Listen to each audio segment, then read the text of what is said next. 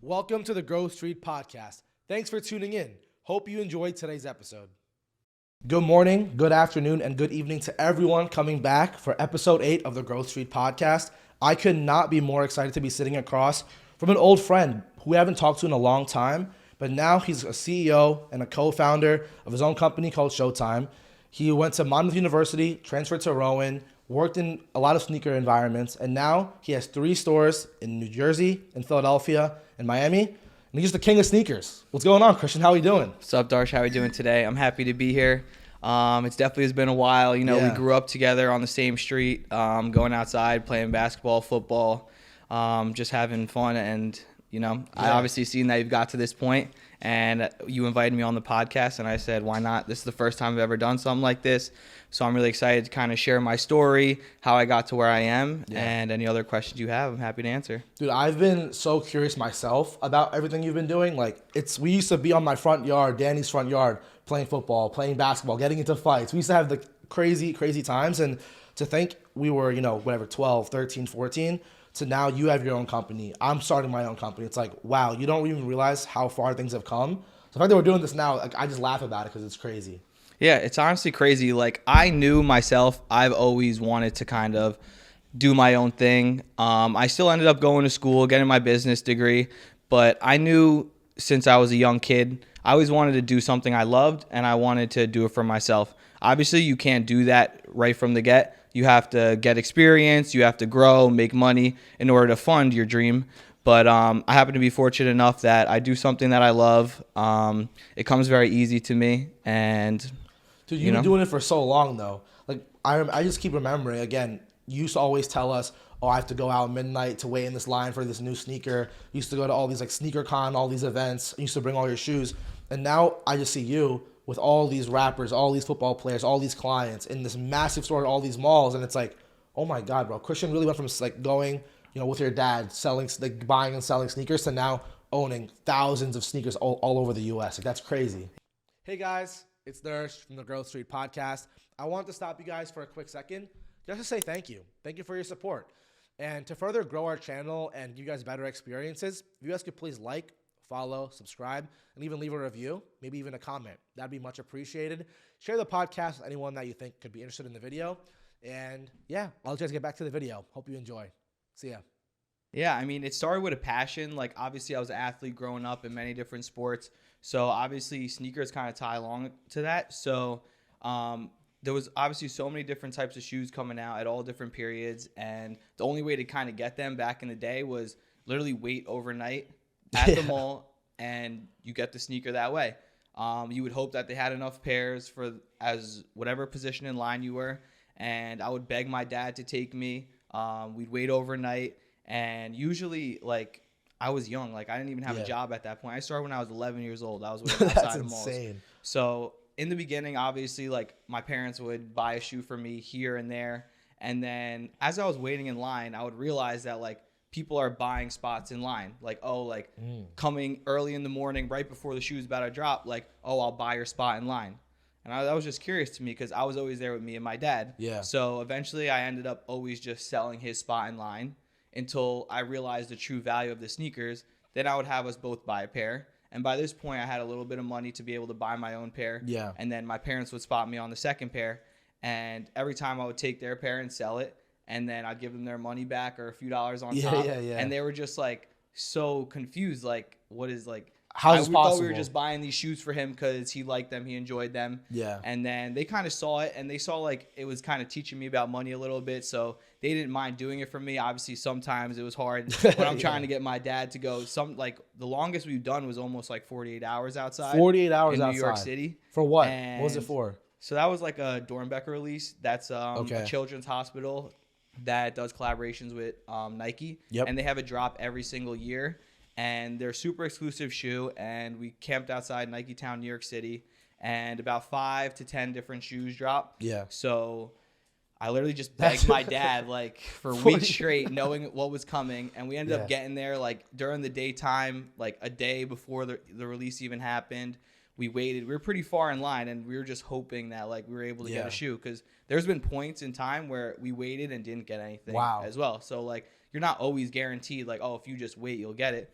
Like literally, there was one shoe that I own that is sentimental to me because it was one of the first shoes I camped out for. I was literally like 17th or 18th in line, and literally the last pair was sold right before me. Oh my God. And like ever since then, I was like, damn, I couldn't get this shoe, and I feel like that drove me in the beginning. But like even nowadays, like seeing that shoe, like I barely wear it. It's like an all red sneaker, like not easy to wear. Yeah, but like just having it, I'm like, like I couldn't get this one time. I have it now, and it means a lot to me. What's the shoe, if you don't mind me asking? It's a motorboat Jordan 9. Okay. So that came out, I would say like 2013, 2014, I think. Yeah, that's wild. Yeah, so that was pretty much the basic start of it. And I just built this collection through the years. Started going to different sneaker events, trading shoes away, buying shoes, selling shoes. And then over time, in high school, I kind of realized that like you need money to like live. Yeah. So like the only real money I had by that time, I was working as a lifeguard in a pizzeria, and I was just using that to fund my life. And then eventually I got a car, and I'm like, all right, I got to really start paying for gas, different types of things. And the major value I had was my sneakers. Yeah. So then I started selling my sneakers. So at that point, they didn't really mean as much to me. I was just trying to get as much money in my account as possible. And then as senior year of high school came, I kind of went about looking for an internship because we had early out in our school. Yep. And in order to kind of have that privilege, you needed to have some type of job or something. Or something that you were pursuing. So I went to my buddy I met in the sneaker field, Dino. He owned a store called Soul Culture, and he gave me the opportunity to kind of work over there, learn more about sneakers, like how it works in a retail business. And that was in a small street store in South River. And I would go there after work, I'd hang out. He'd teach me different things. And obviously being around it more, like I already had a knowledge of sneakers, what they're worth, where I can get them. So I started to buy shoes again, and with the intentions to sell them in the store. And you're learning so much too at that time. Yeah, no, you're definitely learning a whole bunch of different things. Like I'm literally 17 years old. I was obviously working the register. There were certain times he wasn't in the store at all, so I was pretty much the only one there. It was a little bit slower, and then he ended up opening up in Freehold Mall, which is one of the big malls close to us. So my first job was Chick-fil-A. Yeah, I was one of his original employees over there. And as he grew, I grew. Obviously, any dollar I made, I was putting it back in. Say if I had 3 shoes one week, I happen to sell all 3 of them. I'm trying to buy 5 shoes. Yeah. So every single dollar I made was going back into more sneakers. Obviously, gas, money, this, food, etc. Like obviously was being taken care of. But literally everything I had, no extravagant purchases, just everything was going to shoes. And that kind of went for 4 to 5 years until I went to college. And college was a big thing for me because I played lacrosse in high school. Yeah, you were good too, man. Yeah, I was good. I wasn't the best, but I was deciding if I wanted to play in college. Okay. So that was a major factor, having my business on the side that's all run through New Jersey and being in New Jersey, or certain schools that were looking at me for lacrosse that were in other states. Oh, like what schools? What kind of schools? So the best school that was looking at me was High Point. Okay, that was the only Division I school. They didn't even really give me like a specific offer. They said, if you come here, you could definitely get on the team. We can't offer you any scholarship money, stuff like that. But there was smaller schools, D3 schools, D2 schools that offered me a little bit of money. But I didn't think it was worth it to go that route unless I was playing for a top school, a Syracuse, a Maryland, a Duke, or an Ivy League school. We can make that kind of a career and chase a dream. Yeah, because then obviously you're getting a benefit in the school aspect and not just the sport aspect, because there is professional lacrosse, but it's not high paid. It's kind of out of the picture. So I wasn't really too interested in that. And then at the end, I was like, I'm just not going to play lacrosse. I'm going to go to school in Jersey, continue what I want to do with business. And I ended up going to Monmouth. I didn't like it much. I transferred after the first semester. How come? Honestly, it just wasn't the right fit. Like, you move into school, like, you don't really know too many people. I knew a few people, but it just, like, really wasn't my crowd. Like, it was not tough to make friends, but the friends that I had there weren't the same as my home friends. So it just, like, felt a little weird being there. It's everyone's first semester, I feel like, is so hard, especially when you go from being so active and being around so many people to going to a new school. I know, like, our last guest transferred. Carly, our previous guest too, also transferred. So it's a really normal thing. So that makes sense. Yeah. So it wasn't really working out, and I knew I still wanted to stay in Jersey within the schools. I didn't really particularly want to go to Rutgers, so Rowan was another big option. A lot of people go to Rowan. So I looked into that. I ended up making that choice, and I'm so happy I did. Obviously, I knew a few people there, and I ended up, as I went there, you obviously reach out to people you know to kind of go out, stuff like that.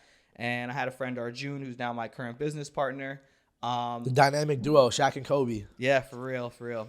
But I knew him back in the day from sneaker events. We trade. I'd sell him some shoes. He'd sell me some shoes. But we just knew each other through online pretty much. And then I knew he went there. I knew he was like still into shoes kind of. So I hit him up. I was like, yo, let's go out, whatever. We'll have a good time. And then obviously, like, as you're hanging out, you're just talking about life and such. So we started talking about shoes. And I said, you know, I work at this store. I do really well for myself at this time, being a freshman in college. And I knew he had the same knowledge, the same opportunity. You guys had the same exact kind of approach to this thing. And he was more like doing school, but he was still selling stuff on the side. I was like, yo, come get a job. So he ended up taking it on. He came and worked for us. Well, he wasn't working for us. He was working for Dino at the time. And, you know, it was doing really well. He was buying shoes. He was like, yo, like, this is really good. Like, it's working out. We're all doing really well. Yeah. And then as time goes on, you know, deals start to get more expensive. You know, say you're buying 100 shoes, they cost $300 each. That's $30,000. Wow, you know? And you're just a college freshman. Yeah, and you really need 100 pairs to sell through of certain shoes, especially when you're getting at a good deal. And it's a lot of money to put up. So that's when we decided, you know, like, we'll go half and half on certain deals. And we continue to do that multiple times moving forward. We had our own little section in the store. It was called C June. There you go. That's dope. C for my name, June for his name. Yeah. And we started selling stuff as that. And then as time went on, COVID happened. We were selling shoes in the store and outside the store at this point. We're wholesaling to a whole bunch of other stores, selling online. So we were doing really well. And COVID came, so the store shut down. And now we're like kind of in a frenzy. Like, obviously online was doing really well. So many malls got messed up during that too. I remember, like, I went to the mall and half of the stores that were there were all like closing or like selling, and it was so that I can't even imagine what that was. And that kind of fed us our opportunity as well, because as all these stores are closing in malls, they're looking for new tenants. Because it doesn't matter if you're open for business, you're closed. People, you still got to pay rent, taxes, no matter what it is. Obviously, there was a little bit of forgiveness for COVID, but those malls were still looking to fill those spaces. So Arjun's parents actually have a perfume and cologne store in Menlo Mall. Oh, wow. And they offered them if they wanted a spot in a different mall, and that's Jersey Gardens Mall, where we're currently located. We opened our first store. And Showtime NJ. Yeah, for real. So we took a look. We went to go look at it. We're like, what are we doing? We were 20 years old at the time. That's wild. And we saw, like, there was one space that we really liked, like, right in the middle of the mall, right next to the food court, the busiest place in the mall. So we obviously did our due diligence. Like, we got all the numbers for it, and we kind of literally worked on what is the bare minimum we need in order to pay this rent.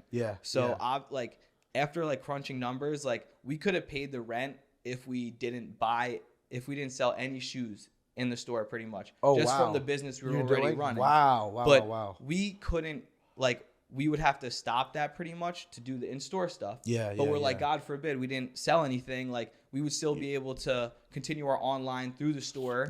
And be able to fund the rent and the expenses of having that store. So, you know, ultimately we ended up making that risk. We took that risk, and it was the best thing that we ever done. Rest is history. Literally the rest is history. We ended up, like, blowing our expectations out of the water. We did so well. We ended up opening up our second store like less than a year later in Philadelphia. And then once we had that one open, we're like, wow, 2 is a lot harder than 1. Even though there was 2 of us. You know, employment management is not the easiest. And obviously we were still in school at the time. We're 21 years old, juniors in college. School was going back, and we actually opened up in Philly for the reason that our school, Rowan, was 20 minutes away. So we were still living together at school, and we knew we could get our friends from school to help work with us. Because it was the whole problem in the beginning was like getting enough people to work. And so we're like, all right, our next opportunity would only be Philly, because we could definitely get people to work there.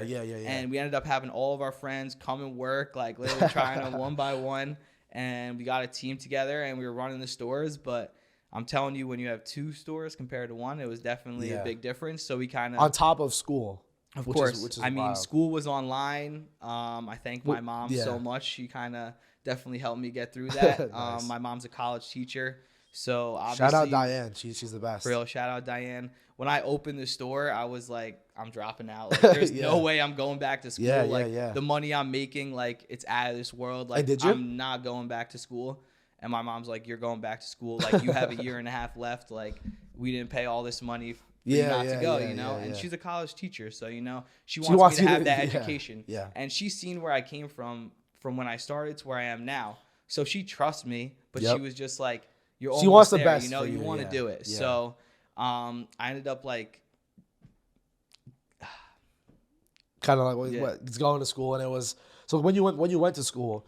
I know your mom, when you were at Showtime, she printed out this packet for you, and it was like a picture of you in like what was it, the Jordan? It was like what was the store in New York? It's Flight Club. It was a picture of you in Flight Club, and then now it's a picture of you in your own store. Like that must have been a cool moment. Yeah. So honestly, right when I opened up the store, it was February, but that next Christmas, my mom is an author as well. She writes books, and she wrote me like a little book, about my story, my life.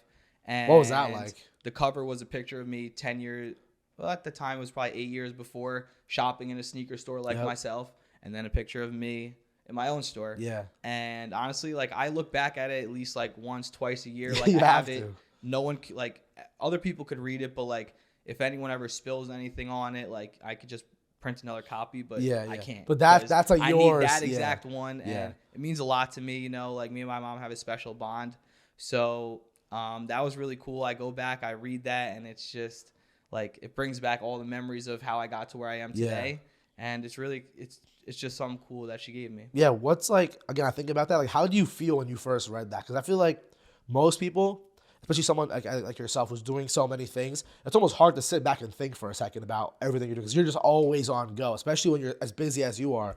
So when you sat down, like, you like, oh my God, like, what did I, like, even like right now, right? Yeah. Like, just you speaking about your story, what, like, how do you feel like when you really when think you have back? so much going on, like, literally as where you're getting at, like, so much to do every day, like, you forget about the day before.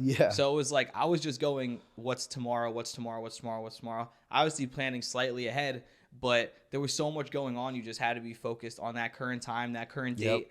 And so once that eventually came to me, it was like, it really like made me think about the past a lot more. And it made me appreciate it, you know, like, obviously without my dad, I wouldn't be able to camp out all those nights. Without their help, I wouldn't be able to buy certain shoes in the beginning. And they thought I was sick in the head at the time, buying shoes at the time. Because obviously as I started making more money, I'm buying shoes that are in the thousands of dollars. And they're like, whoa, like, what's going on here? A single pair. Yeah, single pairs of shoes. And then I'd sell it. And then, so they grew trust in me, and were just like, honestly. But as like, parents are kind of scared. They're like, we don't understand it, but we'll let you do it because it's working. It's working. Exactly. It's working. Of course. Like, and you know, without any risk, there's no reward. Anything you do in life, you have to risk something to make something. When you want to make money, you got to spend money. It's just one of the things that has to be done. So what was the moment though, like when like the fire started, right? Because again, for you to work, you know, for someone else and learn the trade that way, but like, again, you said it yourself, there's no reward without any risk. And you had to take a big risk. Like, I can't even imagine spending like tens of thousands of dollars just to rent somewhere. I think about renting an apartment, whether it's in New York, whether I was in Chicago, paying like, you know, $2,000 a month, and that seems like a lot to me. And now for you to own real estate in a mall and pay for, you know, employees for all these shoes that, you know, cost thousands and thousands of dollars, like what was the moment where you're like, I'm gonna do this, like, because that's got to be a crazy a crazy obviously realization. Me and Arjun were literally just in our college house, just pacing back and forth, like just spitting ideas at each other, talking about like how we're gonna do this. And it really came down to what I said before. Pretty much, like, we were doing really well at the time through our other store and online. So really, if it did not work out, we were willing to work every single day, just me and him. And that's what would have happened if it didn't work out, because we wouldn't be able to pay employees. But we would have known that on the outside of the store, we would have been able to make enough money to pay for the store's expenses, rent, insurance, and all the stuff that comes with it. So that's what really made us like, all right, we can take this leap. And then, like I said, as soon as the doors opened up, our expectations were blown out of the water. We had a few really cool guests come in. some really high profile artists and rappers that were significant to our company's growth. Because obviously once people see that these prolific people are shopping with you, they're gonna be. It's almost like a sign of a sign of approval. It's like, all right, if for example Polo G shops at your store, he has what, 1 million, 2-3 million followers on Instagram, and he even tagged you guys and everything. So it's like, wow, someone like him, and you do that every single week. I remember your first guest that was big was like G Herbo, right? Or was it Lil Yachty? There was a couple. Someone before the store opened, which like definitely was a game changer thing. We had Jay Critch come into the store. Before we even opened up, we didn't have shoes on the wall, clothes on the wall, but we had our register wrapped. We had our back with all of our skate decks, and we kind of made a promotional video or picture with him. And to get these people in, we did a little bit of marketing. We had to pay them. We either had to give them some free merchandise because the stuff that we're selling, they're already going to buy. So if they can get a few outfits, a few sneakers, now they're incentivized to they're going to come do it, especially if they're not too busy, they're in the area. So we always try to reach out to people's management. And we ended up getting him in. He shopped around. He picked out what he wanted. And then he posted us up on his Instagram. And it ended up getting us like a few thousand followers before we opened the store. And then that we ended just up shoots opening. Through the moon, Yeah, the streets approved us right there. We opened up. We had a great grand opening. And I would say 1 to 2 weeks in, we had an opportunity to get Lil Yachty in the store. He actually wanted the shoes I'm wearing right now. What are you wearing Dior right now? Ones. Let's see the drip. So we got the Dior ones. Okay. Nice. So he wanted this pair of shoes. We had them. He wanted them for a specific price. And obviously it was a little below market value, but we knew that hit we were going to take would be worth it for the marketing. Oh my God, him just coming and being involved pays it back way forward. You get a promotional video. You get a picture with him. He posted up on his story. So we ended up doing that. He came in, bought the shoe, and we got the promotion we needed, and we went from there. So as soon as we saw that was working, that's kind of the gist we took. We got someone in our company. His name's Garrett. He runs all of our social media. And he's a big photographer in the artist industry and in the photography industry, doing all different types of shoots. And he kind of helped us get in contact with some of these people to help us getting them in at first. And then once these people started coming, others followed without. Like we had Dave East come on Christmas Eve. Like he came in a ski mask. Like, we saw him with the security guard.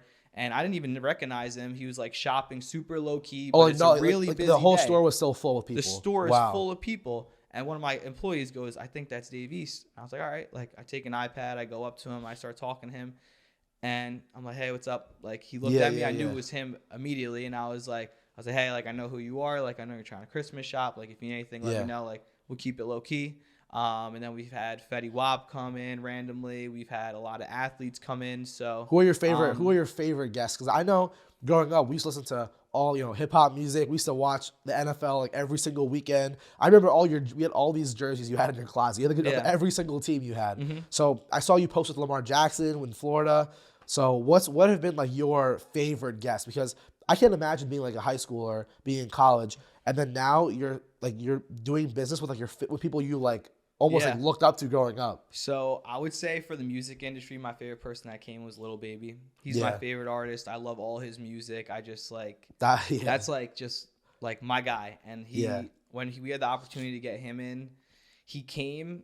We gave him the sneaker he wanted for a discount, and he ended up spending so much money that we couldn't believe it. And it made me love him even more. I was like, wow, like this is awesome. Like we had like a Tesla Cyberquad, like the small I saw him one riding it in the display window. He bought it right out of the display Wow. window. Like he was literally just looking at stuff like, let me get that, let me get that, let me That's get that. crazy. So that was a really cool day. Obviously being able to meet him. Was he your biggest single sale? So he's our biggest spender. Lamar Jackson is our second biggest spender. Okay. And then on the athlete side, I would say Lamar Jackson, just because I'm a Giants fan, unfortunately, but I've always liked the Ravens since Ray Rice used to be one of my favorite players. And then Lamar Jackson, once he got to the team, I watched him in college in Louisville. And I was like, I like this guy. He's going to do well. So last year, I really thought they were going to take it home.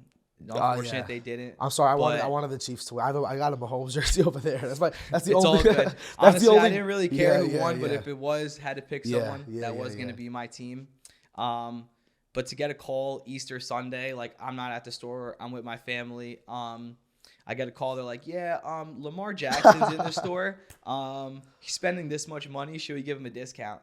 I'm like, "What do you mean?" I'm like, "How much is he spending, et cetera? Like, what's going on?" And they tell me the rundown. I'm like, "All right." Like, usually I like to talk to these people. I'm like, "All right, let me talk to him. Like, say who I am, whatever. Chat it up with him. Like, exchange information so I could, of course, kind of sell to him in the future." Obviously, all these people coming in, it's important that they come in at the time. They show love to the store. Yeah. But I want them to be one of our clients for the longevity of the business. Yeah, because having a client one time is one thing, but if you give them the best possible experience and you kind of build that connection with them, that will last you so long. And it's more than just them buying stuff from you. It's they're people that they know, right? It's again like them trusting you guys, like them endorsing you. Like that helps you guys out. I can't even imagine how much. Yeah, like it's honestly pretty crazy. Like we have a lot of Dolphins that shop with us. We're literally 20 minutes away from the stadium.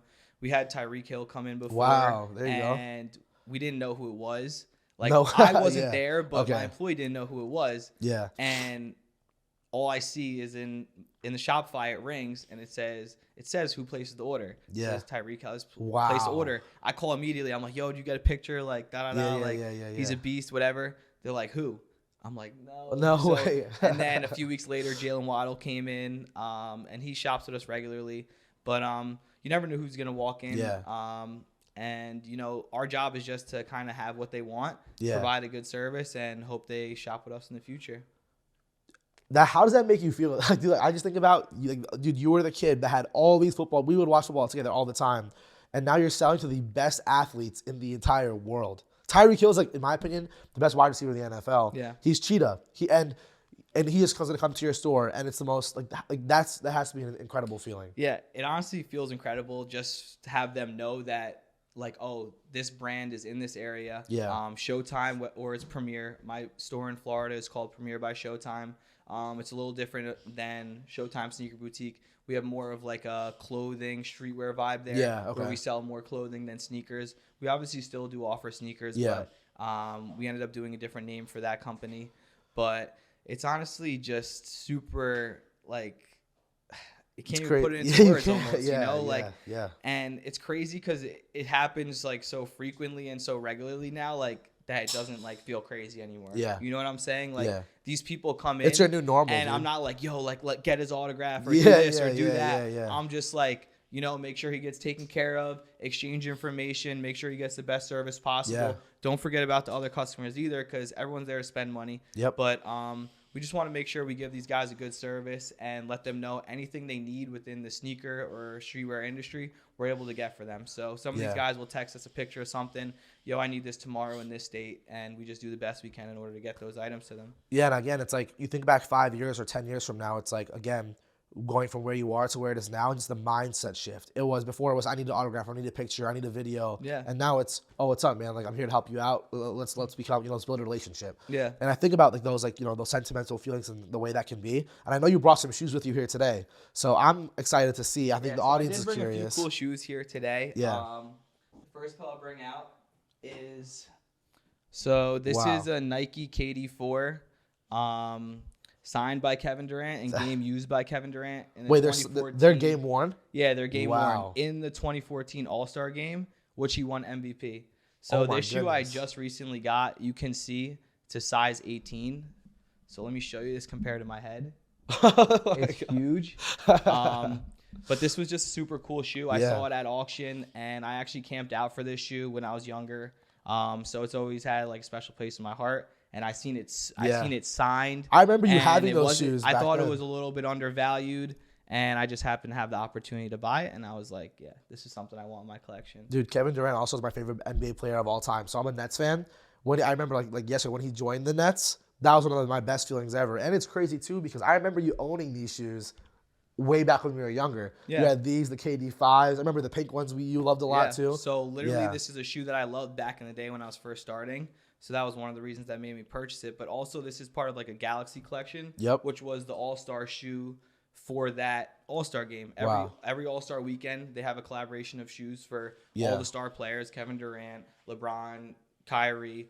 And one of my goals back in the day was I want the whole set. And as you know, we Yeah. were good friends back in that Yeah, day. yeah, yeah. When I got the set, I probably invited you over. I was like, Yeah. yo, I finally completed this set. I I know. had them in my glass boxes. The in my Galaxy room. foams, I remember those. Yeah, Those that was like a super hard shoe for me to get at the time. It was $1,000 shoe. Yeah. I'm literally probably 15 years old, and through the sneaker world, you were able to get those shoes by trading, selling other shoes. So And again, think about it, bro. 10 years later, now you have maybe one of the greatest players in our generation. His game-worn MV, that's a one-of-one collective item. And it's right here. You have it. And you're only, what, 23, 24? 24 now. 24 years old now. So it's just like now the sneakers, to me, don't mean as much as they used to. Yeah. Because they come so easily. Yeah. You know, like every single sneaker that comes out, my store gets in a plethora. So it's like, if I like a shoe, I could take it. But the hunt of getting the shoe isn't there anymore. Yeah. So when I saw something like this, I'm like, no one else can get this. And every other shoe I'm going to show you are shoes that other people don't really have access to. And you either pay top dollar or you got to know someone in order to get these shoes. We'll see the next one. I'm curious what else you brought. So this next shoe is probably the most expensive shoe I've ever owned. It's worn. Those are clean. A Travis Scott Friends and Family sneaker. I got this from someone that's pretty close with Travis Scott, and he told me that he was gifted these worn already from Travis Scott. Wow. So there is a possibility he might have worn them. But I can't get it on paper because he's technically not allowed to sell the sneaker to someone. He got it as a gift. Okay. Yeah. He wouldn't be able to vouch for that anywhere. But this sneaker is super rare. It goes for an insane amount of money. Can you give us a hint how much they go for? Yeah, I'd love to see. Can you give us a hint how much these cost? Honestly, a shoe like this is what you can get someone to pay, but I would say it's in like the $15,000-$20,000 mark. Wow. And if you could see here, and friends and family means that it's someone Travis Scott personally knows was gifted these. Yeah, like so. Say I'm a famous rapper and you're my friend, and you shoot me a text like, "Hey, I got this." He probably only has 20 to 50 pairs to get out. Wow, these are beautiful. At the box, you can tell it says like add his name. Travis Scott. Wow. It's a pretty exclusive sneaker. That's crazy. These are so beautiful, man. These are awesome. Yeah, wow. and they're worn, and that's still the value of the sneaker. So. Okay. Let's keep it going, man. I wasn't ready for all. I wasn't ready for all of these, man. So this is another one tied to an artist. This is a Macklemore Jordan 6. This sneaker I was able to get through someone I met through the store. It wasn't thrift shopping. You weren't thrift shopping. I wish I was thrift shopping, but this shoe is like one of 12 in the world. Not too many people to get their hands on these. There's two different versions on the shoe. One has a shark on the back, one doesn't. This is the pair I was able to get. It's my size. I got them worn. I don't know if I'll ever wear the shoe again. These are worn by him? Eventually it will go back to the store. It'll be up for sale. We got last but not least. The last shoe that I brought is a Jordan 4 Oregon. I knew you were going to show these. This has been given out to pretty much every Oregon football player from, I'm not sure the exact year, but one year these were given to all the football players. This one's a size 12. It's not even my size. Okay. But this shoe growing up was one of the shoes that you can't get. And you would talk about it all the time. These were your favorite shoes growing up. And I had an opportunity to get them through in the craziest way. One of my friends that I met in college was like, "Yo, this person I know works for the team in this way, and he would like to sell his pair." And I was like, "There's no fucking way. I don't care if it's a size 28. I'm buying that shoe." So I ended up having the opportunity to buy it. I bought it, and it'll probably sit in a nice little box in my collection for a long time. Wow. You can take a look at them. These are wow. These are beautiful. Dude, you used to talk about these all the time too, and even for this episode, I was going back and looking at some of your videos and what you were talking about, and this was like one of your shoes. You kept saying this is your favorite shoe. Like you love. Yeah. You're a big Oregon Ducks Jordans. I was a big Oregon Duck fan back in the day in high school and college, just because. That's the shoe where the owner of Nike went, so they get the craziest jerseys. Oh, actually? Okay, I didn't know that. Like, Oregon football, though. Yeah. Their uniforms they have like the nicest uniforms in the entire. They have the nicest jerseys, and like he said before, I literally used to collect jerseys. Like, I don't know what it is. You might have had like 50 things. Yeah. Now it's collecting shoes, cars, watches, but back in the day, it was collecting jerseys, sports cards, and sneakers. Yeah. So obviously everything evolves over time. But these are just a few shoes I wanted to bring in, show you something a little bit different. These are incredible. That the general public doesn't usually see. But Dude, This how is does just a someone? fraction of the How shoes. does a kid in high school do this? How can someone not necessarily even do shoes, but chase a dream to where we used to look at kids' feet at school and be, wow, he has these shoes, he has these shoes. Yeah. And now you have one of one items, 5-figure shoes, figure like costing sneakers. And I'm just looking at this now and I'm like, oh my God, Christian from 5th grade would look at these and actually like go crazy. Back in the day, I would literally be drooling to have these shoes, yeah. and now it's more regular. It's crazy how it works, but back in the day, even till now, kind of anyone has the obligation to start and has the opportunity to start. With social media being such a strong present in the current world, you can really start at any age. I know sports cars is a super big hobby that a lot of young people pick up on. Sneakers is another one that a lot of young kids pick up on. It isn't as easy as it used to be, but obviously back in the day when I was selling shoes, like I wasn't making nearly what I was making now. I might have bought a shoe for $200 and sold it for $210. Yeah. But at the time, $10 is $10. And even today, as much money as the store is making, I will still buy a sneaker. Yeah. I would buy a sneaker for $199 and sell it for $200 if it's in the right quantity. Like, wow. As long as you can make $1, like you that's can't all turn that that really off. matters, you know? That's the most important thing. Like I said, as I was making money growing throughout the business, I reinvested everything. And that's what gave me the opportunity to open the store, because I had so much inventory in hand. Like at the time I had hundreds and hundreds of items, and now it's thousands and thousands of items between stores, but nothing's changed. It's just been at a bigger level. Every year you keep learning a little bit more, and you feel more capable of kind of controlling all of those things. Yeah, obviously now I have data to what I do. So once you have data, you know exactly what shoes you need to buy and what sizes, what's your best seller. You're not making blind decisions. You're not just feeling things out anymore. And obviously when there's a new sneaker that comes out, you don't know how it's gonna do. Yeah, but it's true. Like me and my business partner have been doing this so long, like you know which one's gonna hit and which one's not gonna hit. Yeah. So it's like intuition at that point. Yeah, it's literally like, say someone working on Wall Street, like how do they know if a stock's gonna go up or go down? You know, they've been working in that field for so long that they make their educated guess, and that's the same thing we do when new sneakers come out. So obviously it's at a lot larger scale now, but it's really just the same basics as day one, just a lot more money and a lot more shoes involved, and a lot more risk. You know, like you have to. Our overhead is no joke, and we pay a lot of money to keep our stores open. But like I said, if you're selling profit is profit. Yeah, exactly. And again, I think of whether you're someone watching this right now, whether their dream is to do what you're doing and sell sneakers, sell high luxury fashion, whether it's to start a podcast, whether it's to launch another kind of company, whether it's to be a doctor, whatever it is, you are someone who took your dream and you turned it into your life. What advice do you have? Let's say your younger sister was watching this. Shout out Fran. Or let's say one of your younger cousins or someone you know. What is something you would think? What is your advice? Because I think so many people look at you, probably Christian, and they're like, how did he do it? What? I need to know the secret sauce. How is this possible? Honestly, I would just say stay open-minded. Don't think anything is impossible. If you're doing something that you love, it comes easier. And one of the biggest things that helped me get to where I am, I go by this quote all the time, your network is your net worth. There you go. So that means the people you know could help you to get to a further place. Yeah. There are certain people I met over the time in my sneaker business that if I didn't meet that person, I could be making a substantially less amount of money. Yep. So it all depends who you meet, when you meet them, and how you keep that relationship. That's why everyone I meet, I treat the same. I treat others the way I want to be treated. Anyone who asked me questions, when you came to me, I knew, obviously I was super busy. I live back and forth from Florida to New Jersey now, but I knew I wanted to come here. I wanted to share my story, and I wanted to show my support, because everything you're doing here is very professional. And as soon as I seen it, I'm like, oh shit.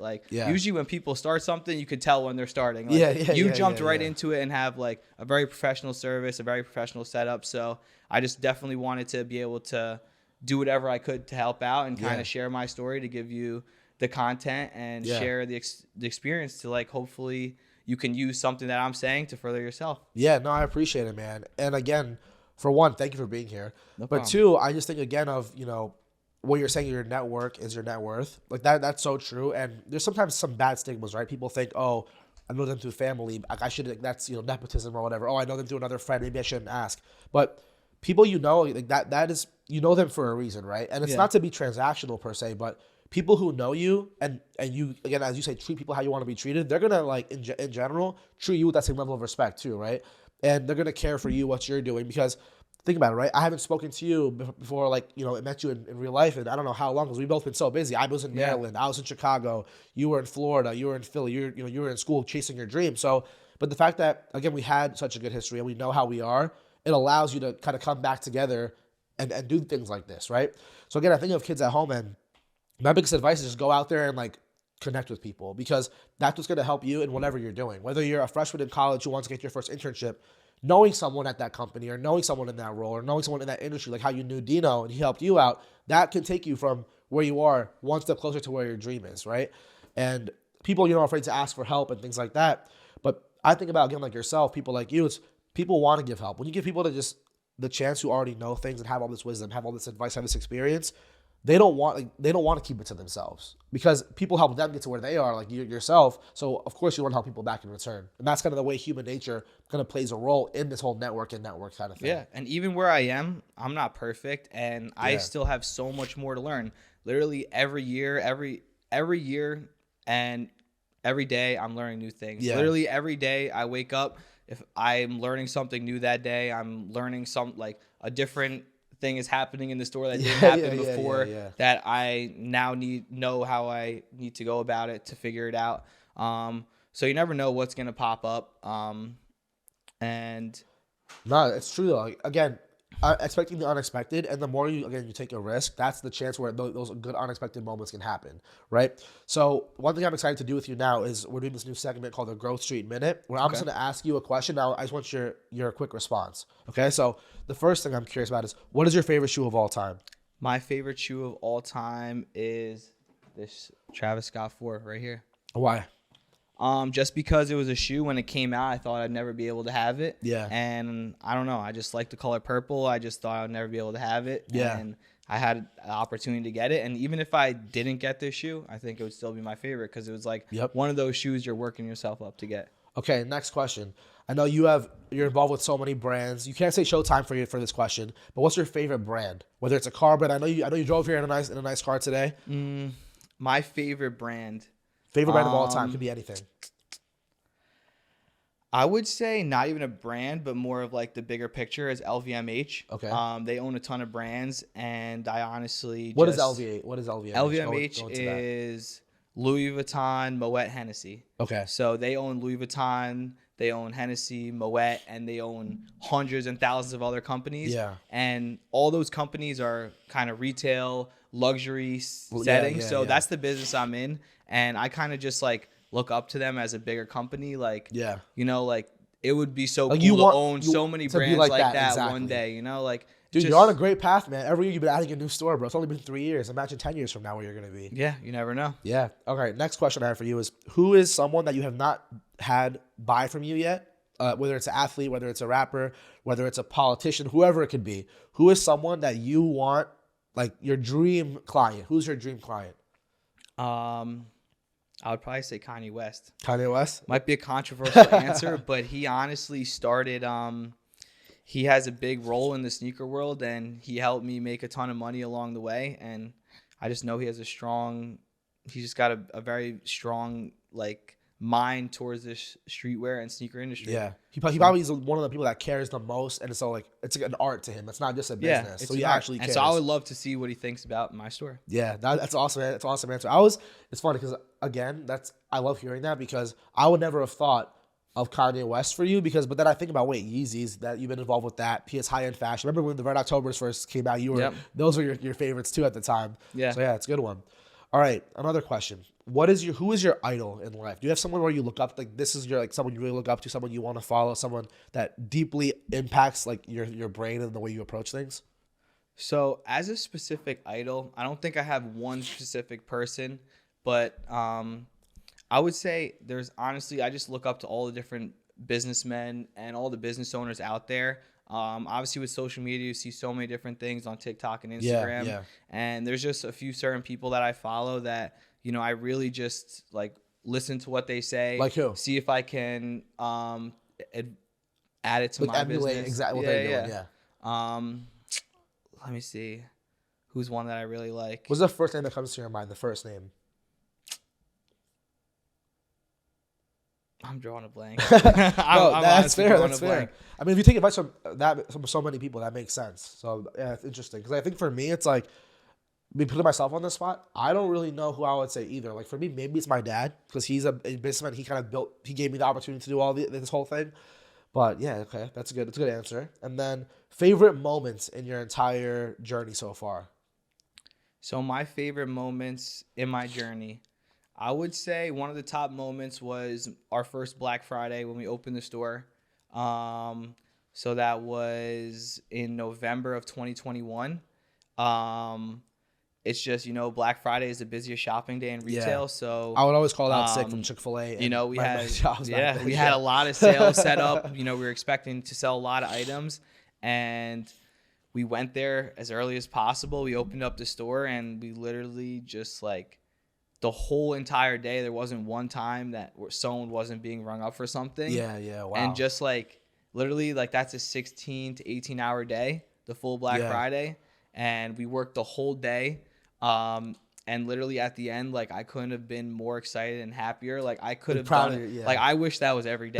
Like so that was like one of like the best moments in my life, business wise, just because like you kind of see everything pay off. Yeah. So like obviously you're making money on the day to day, but when there's a big day like that, you kind of really see like how big it can get. Yeah. And what you need to work towards. So that was just those are the moments that make everything worth it, dude. Yeah. Like even for myself, like even we're kind of 4 months young. When I was at Chipotle this one time, this funny story. The kid behind me, I only have like a couple hundred followers on everything, maybe a couple 100,000 views. And the kid behind me, I don't know. So he keeps looking at me. I don't know who this kid is. Mm-hmm. And then he's like trying to talk to me, but he's like kind of, being a little, not knowing how to do it. Yeah. And he goes, "Hey, you're the Growth Street guy, right?" And moments like that, it's like, dude, I'm sure you stress out all the time. Like this, being an entrepreneur and running a business, especially on your scale, I know this is like, it's not for the weak-minded, right? It's like you're stressing out, you're making plans, you have your mind in a million places. And then little moments like that are like, wow, like this is why I do it. Or when you hear your first 10,000 views on a video. I know it's not a lot of views. It sounds like because all these people make millions of views, but those are little moments that keep you going, right? So for you, I'm sure like when you were like, oh my God, like people were here all day for 18 hours in the place that I created. I named this place. These are my shoes. This is like me. I can't like that made it probably all worth it to you. Yeah, I said one substantial moment was Black Friday, but there's been such small moments along the way. Like I'm sure the first time I bought a shoe for $200 and sold it for $500. Yeah, that's one of the marks. What was your first moment? You think? My first memorable moment where it was like, wow.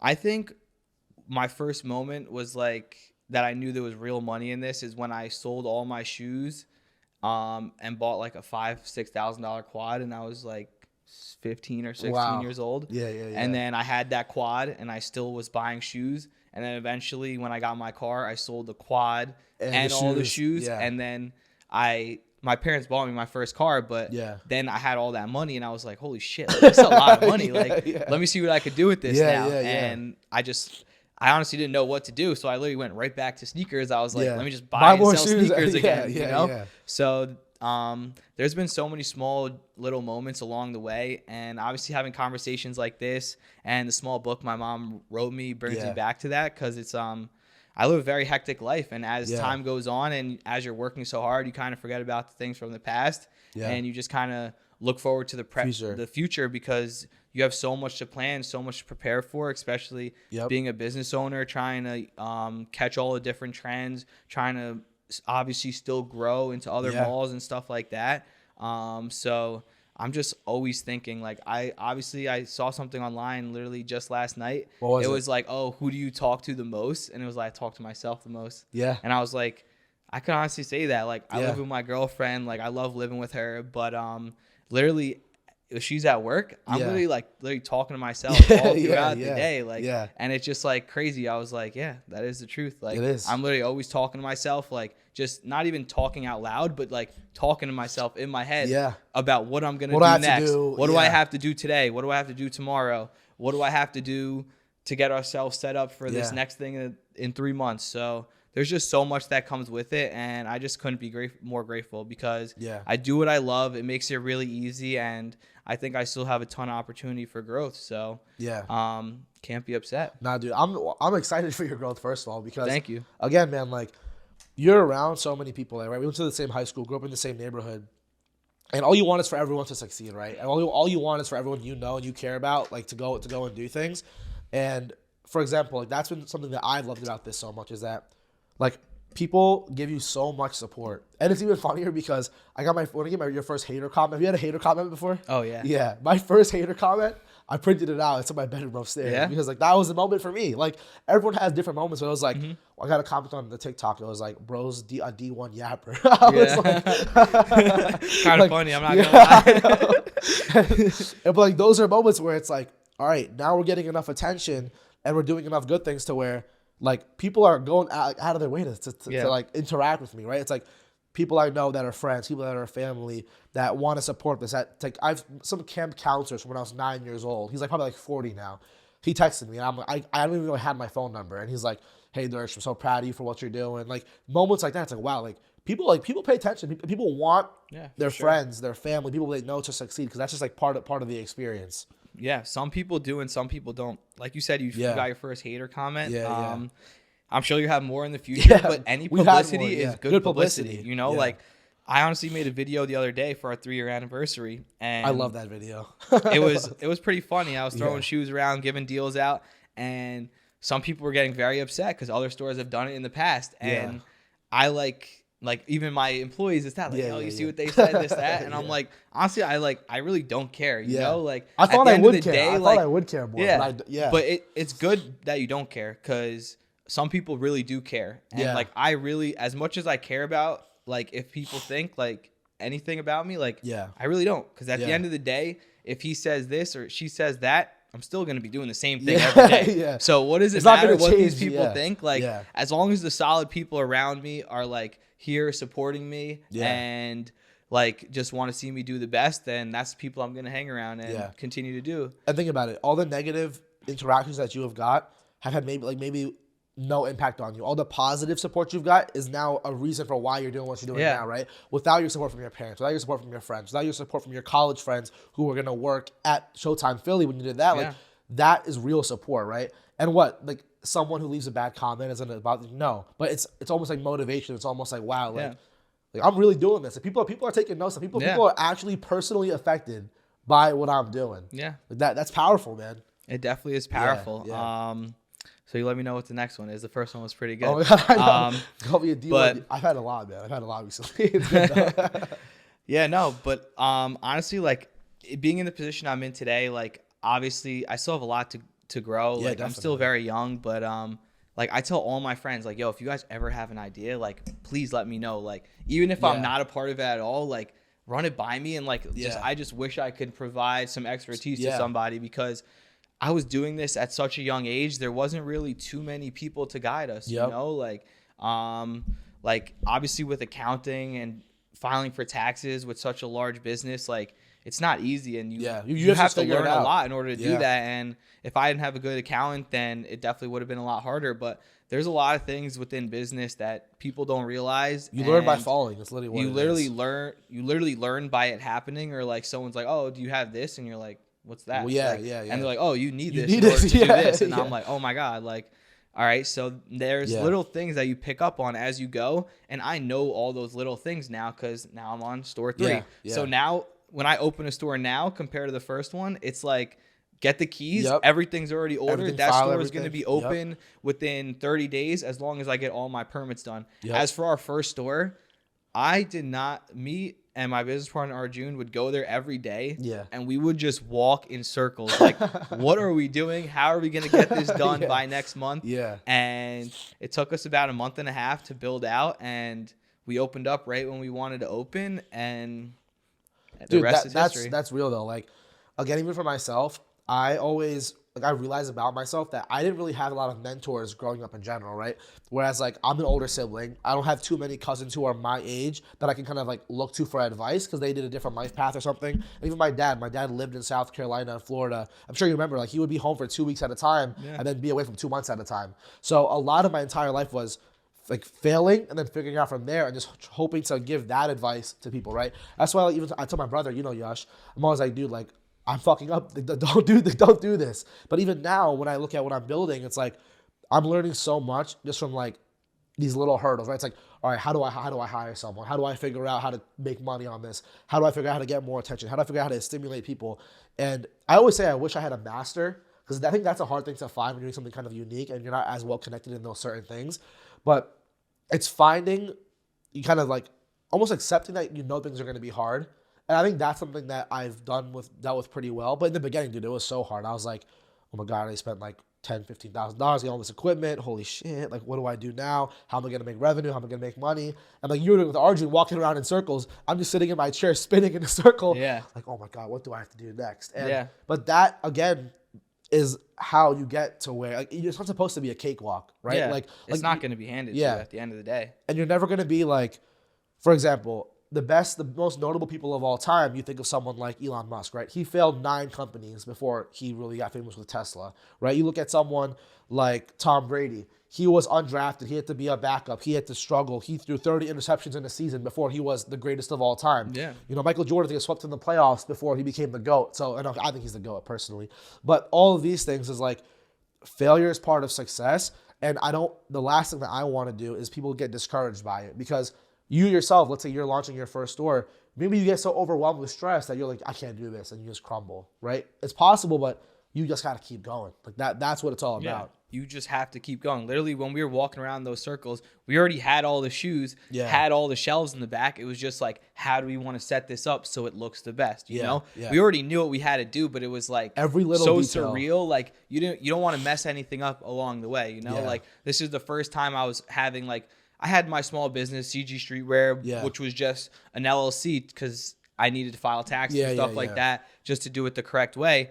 But once Showtime came about, that was my first real company that had a name, a brand. So from the day I had those doors open, I wanted it to be perfect. Yeah. And I think we did as best a job. It wasn't perfect, but we're learning along the way. Yeah. And now we're a lot more educated, and we definitely know what we're doing. Yeah, and I think about, again, even you saying that, you're learning more now, you learned more yesterday, the day before. Even I'm sure the next thing, like in the next 2 years, it's going to be another thing you had no idea that this has to be done a certain way, right? But that's the nature of things. And it's funny because, again, we think 10 years in the past and where we were, but now I want you to think 10 years in the future about where you'll be. Imagine you told yourself, your 13-year-old self, you'd be living the life you live now, going to Dubai, like having all these, memorabilia, driving a Lamborghini, all these different amazing things. Like that is so inspiring to yourself. But then it's like, okay, oh my God, 10 years from now, can you imagine where you're going to be? Like that's where it gets crazy. Yeah, I mean, honestly, if you told me that as a 13-year-old kid, I would have said, sign me up. I'll do whatever I have to do to get there. Yeah. So, I honestly don't have like a 10-year plan. Yeah. Obviously, we have our business plan for the next X amount of years. Yeah, how do you approach the future? I'm curious. We signed very long-term deals for our stores. But besides that, as for growth, like, you got to look for the opportunity, but also hope the opportunity comes to you. Yeah. The mall we opened up in Florida, we've been trying to open up there since before we opened Philadelphia store. Yeah. So at the time, it wasn't available to open. Yeah. So we were persistent for 2.5 years Wow. after. We need a store here. We need a store here. We need a store here. And eventually, we met someone through our store that is a real estate broker for a big time company in retail. They have 500 stores. Yeah. And his son loves sneakers. So we met him. We have an amazing relationship with him. And now he handles our leasing. And he was able to make a few calls and get us in that mall. Yeah. So we have a few malls on our radar right now, but we don't like to open up in any mall because, malls aren't what they used to be. There's a lot of competition. There's a lot of stores just like mine in every single mall. And we want to make sure where we open up, because we're going to put all of our money, as much time and effort as we have, into opening that store and making it as best as possible. Yeah. So I need to make sure every time we do that, it's a calculated risk in a great mall. Yeah. So I can't tell you any of the current plans of exactly which one's going to be next. Of course. But there's definitely some on our radar, and we just kind of wait for the right time. We don't want to push and open up somewhere we don't want to be. So when the opportunity comes, it'll get done. Yeah, it's like you can strike when it feels like the right time. Yeah. It's like, again, kind of, I'll give you a basketball analogy, or even when you're in school, you have to almost, I'll use lacrosse. You have to keep shooting one way to set up your one shot, right? It's like you got to keep going left so that way when you go right in the fourth quarter, it'll pay off, right? Yeah. One thing, I actually have a book here from a previous guest where it's called Making Your Own Luck, right? And what you're doing right now is making your own luck, right? Yeah. The more people you know, the more people that you talk to, the more connections that you have. Again, if you don't know that real estate agent, maybe you never opened the store in Florida, right? Yeah. But you doing all the things that you're doing, posting on social media, getting more shoes, getting more clients, talking to high profile people, that's you making your own luck, right? Yeah. And that's how I think people have to realize, like, again, it's kind of a trending term right now called delayed gratification, right? Where it's like to be, to develop as a, whether it's a man or a woman or whatever you are as an adult, really, it's like you have to understand that tomorrow it's not going to change. The week after it's not going to change. But you keep stepping forward and doing the right thing. 2.5 years later, boom, now we're in Florida, and now we're cooking with Tyreek Hill and Lamar Jackson and all these people, right? Yeah. So yeah. You got to take it one step at a time. You're not going to be able to go from 0 to 100 in one day. You know, you have to go all the way along. Just like I did. I started so young. People don't believe me that I started so young. Yeah. I literally had pictures of me outside at night. 12 pictures years old, of me in other sneaker stores. Like, it's not an overnight success. Like, in order for us to build this inventory, me and my business partner, it took a long time, and it took a lot of experience, a lot of failure too. Yeah. 100%. Obviously, not everything has been sunshine and rainbows. There's been times where we buy 50,000 in shoes, and in 2 weeks that 50,000 might be worth 30,000. Yeah. And you have to sell those shoes, take that loss, and put that money into something that is going to make more money. You can't hold on to all your losses and pout about them. Like, you can't just win every single time. Success is not a straight line. Yeah, like wherever you go, whatever you do, like, you're gonna face adversity, and I feel like it all depends on how you react to it. Is kind of how you will see yourself moving forward. Again, it's the whole idea where it's the way you perceive life and the way you look at things is how you're gonna act yourself, right? So for example, it's all right if you keep telling yourself that, oh my God, it'll be fine, I know I'm gonna be okay. Whereas if you think to yourself, oh my God, I can't handle this, this sucks, it's gonna ruin everything.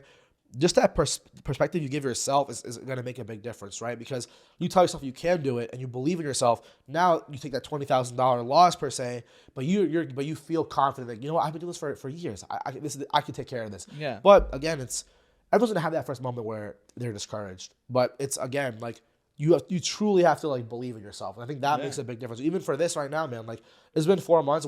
I'm still negative on this stuff, I'll be honest. Mm-hmm. But the plan is not to be, again, successful in 4 months, to be profitable. I know it's going to take a longer time. Yeah. But as long as I know I'm doing the right things, talking to the right people, and giving, like actual, genuine, like, what I want to put out to the world and do it the right way, things will work out.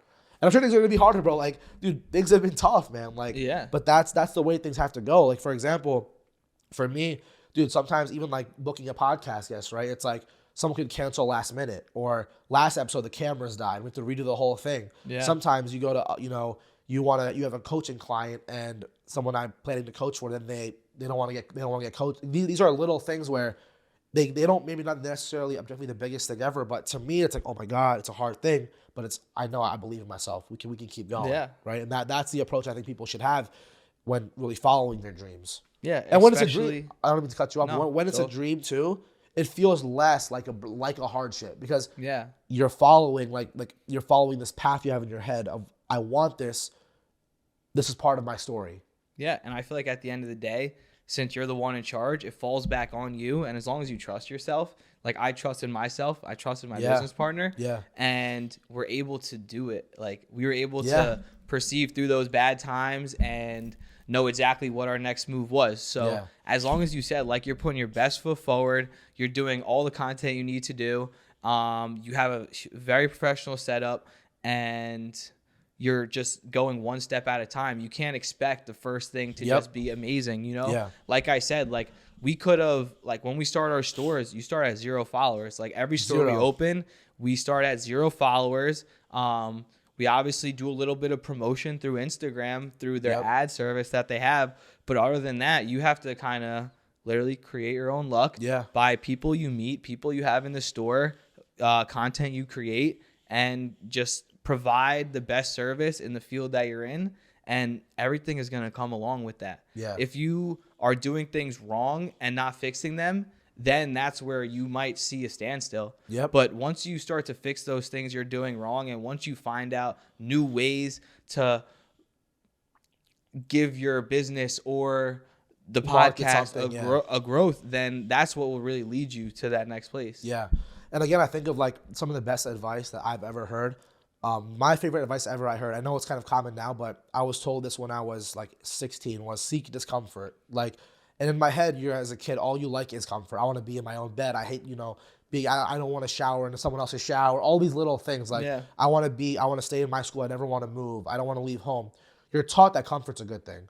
But when I realized that I'm growing through going and challenging myself, that's when everything changed, right? I could have, like, personally me, I knew that I always wanted, I'm a pretty social person. I like to meet new people, go do new things, live new experiences.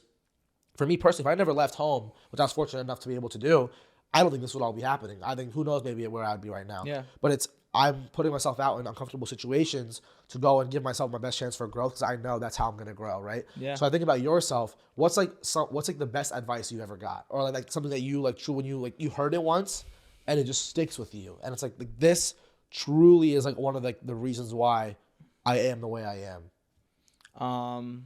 Honestly, just the main thing I always like is just believe in yourself. Like, yeah. Someone told me, like, my family, my mother, my father told me, they're like, you know what you're doing, like, believe in yourself and like take that risk. Like, obviously my parents, like, going through this phase, if I didn't start so young and do so well in the beginning years, they'd be like, no, you just graduated college, like, go get a job. But they were like more than happy, like, anything you need, like, go do your thing, and like, it'll work out. We know it's gonna work out. Like, whether they told me they knew it was gonna work out, like, in their heads, like, my mom will, like, me and my mom, like I said before, have a very special relationship, and she just is like every time I see her, especially we don't live together anymore, she's like, Christian, you're like, I knew you were gonna do this. Like, I knew this. So like those little things like make you feel so good, especially from like my mom. Like, she raised me, like, I have divorced parents, so she raised me, and it feels so good to hear those things. And now, obviously, she's still working, but one day I just want to be able to take care of her too. No, that's real. And like those are the bonds again that just keep you motivated. Even myself, like, almost kind of similarly, like, my mom was around all the time when I was growing up. My dad wasn't, right?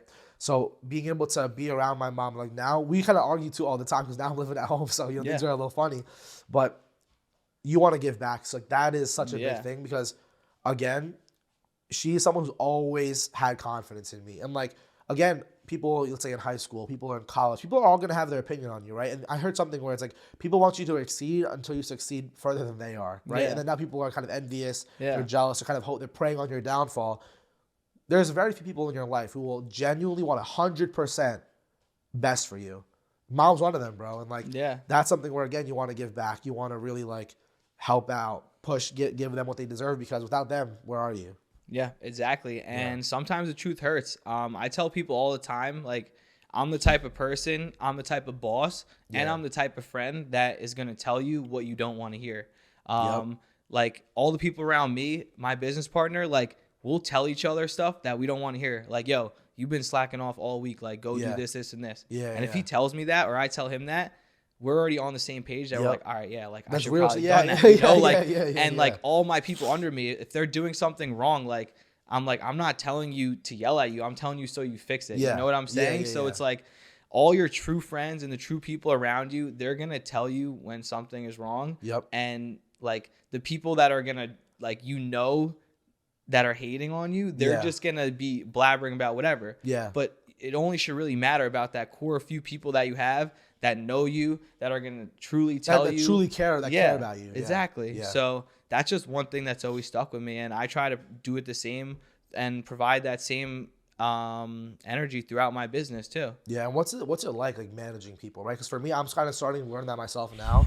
So what has that been like for you to be like, wow, like, now you have, I don't know, how many employees do you have right now, Christian? I have like 22 employees. So now you and Arjun are managing 22 people.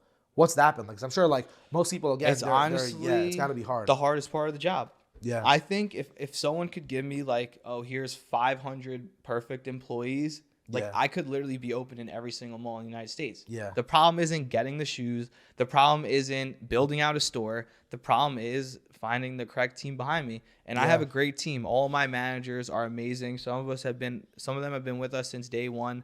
And they're the core of the team. You Yeah, know, yeah. obviously, me and Arjun having 3 stores now, and so many employees, we're not there on the day-to-day basis.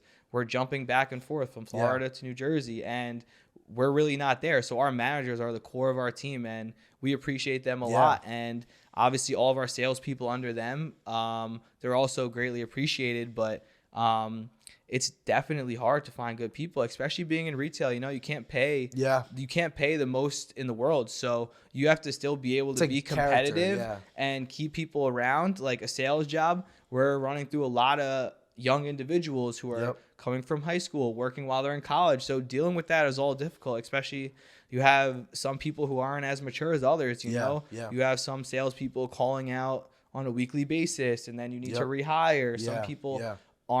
Some people aren't comfortable doing interviews with people. Some people aren't. So it definitely is not easy. But I think that I wouldn't be able to be where I am without the solid core that we have. And it's definitely the hardest part of the job. I'm glad you asked. Yeah, nah, because I'm curious. Again, these are things that I'm curious about, but I think people also watching at home where, you know, they're going to hear our advice about how to have that mentality for it, but it's also about, like, what's, like, the real behind everything too, right? Like, the last main question I really have for you, I could talk to you for a long time. Yeah.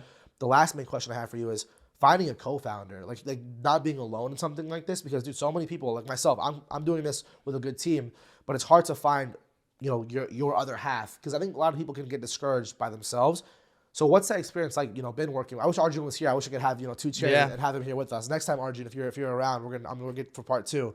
But what's Arjun Manscani, part 2. Part 2, I'm telling you, we're gonna have him over here one day. But what has that been like? Because I think that's something where people watching at home are like, well, yeah, Christian had someone help him out. They were a team. Some people are like, oh, I don't have any friends, or I don't know anyone who cares about what I care about. How do you find a co-founder? Honestly, it came so natural for us. Like, it's not even like we were like, oh, like I got offered the store and went to, like, was like, oh, let me go. Like, it was literally like when the opportunity, like, because we lived in college together, like we would talk about like, oh, what if this, what if that? And then when the opportunity came, it was like we already had the name of our store before we had ever an idea of opening the store. It was always Showtime. Arjun thought of Showtime, and I was like, that's it. Because we would always say our life's a movie. Yeah. Even throughout high school and college, we're like, yo, our life is a movie. We should film every second of it. Yeah. And we got to name the store Showtime. So that's kind of how we came up with that name. But that business partnership came very easily. Like I said, we were already conjoint in certain deals together. We worked very well together. We were very good friends. And it stays like that to this day. But some business relationships are not as easy. Yeah. We have another partner in one of our businesses. And it's not as easy as it is between me and Arjun. Yeah, so that's natural.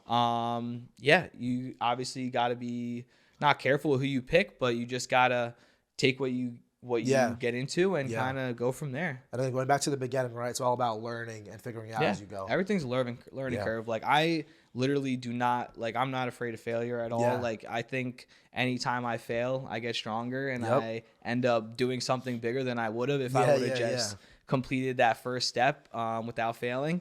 So I really just like, I'm a big go with the flow type of guy. So there's crazy things that happen within my business, within my life, and I'm just like, okay. Yeah, and some people are like, well, what do you mean? Like this is this that. Yeah. I'm like, honestly, like I've heard crazier. Like we'll be able, like I'll find my way through this. We'll figure it out. Yeah, I think being a problem solver is also really big in the business world. You know, if you can't problem solve, then you're gonna have real issues on your hand. Yeah.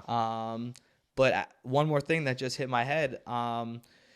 About a business partner, me and Arjun are good at 2 different things.